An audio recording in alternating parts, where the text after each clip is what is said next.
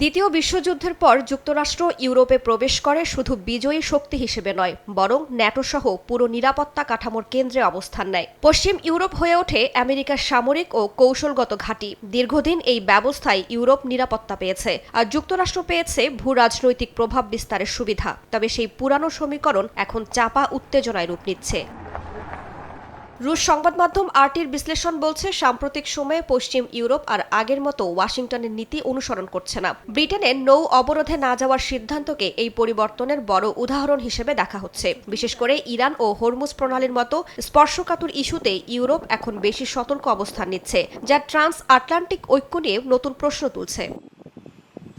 বিশ্লেষকরা বলছেন, ইউরোপের এই আচরণ কোনো আকস্মিক সিদ্ধান্ত নয়, বরং দীর্ঘমেয়াদী বাস্তবতার ফল। যুক্তরাষ্ট্রের নিরাপত্তা নিশ্চয়তার উপর ইউরোপের নির্ভরতা থাকলেও ইতিহাস বলছে সবসময় পূর্ণ নিশ্চয়তা পাওয়া যায় না। তাই ফ্রান্স সহ কিছু দেশ আগে থেকেই স্বতন্ত্র প্রতিরক্ষা নীতি গড়ে তুলেছে, যা এখন আরও সক্রিয় হয়ে উঠছে। আগামীর অগ্রগতির ভিত্তি আনোয়ার ইস্পাত, স্ট্রংগেস্ট স্টিল সিন্স 1978।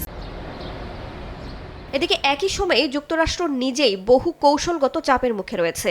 রাশিয়া, চীন এবং মধ্যপ্রাচ্যকে একসঙ্গে সামলাতে গিয়ে ওয়াশিংটনের নীতি আরও জটিল হচ্ছে।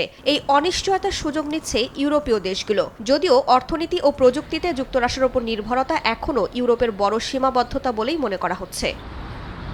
বিশেষজ্ঞদের মতে, যুক্তরাষ্ট্র ইউরোপ সম্পর্ক এখন নতুন এক পর্যায়ে প্রবেশ করছে। আগামীতে সম্পর্ক থাকলেও তা হবে অনেক বেশি কৌশলগত, লেনদেন ভিত্তিক। রাইসা জান্নাত, সময় সংবাদ।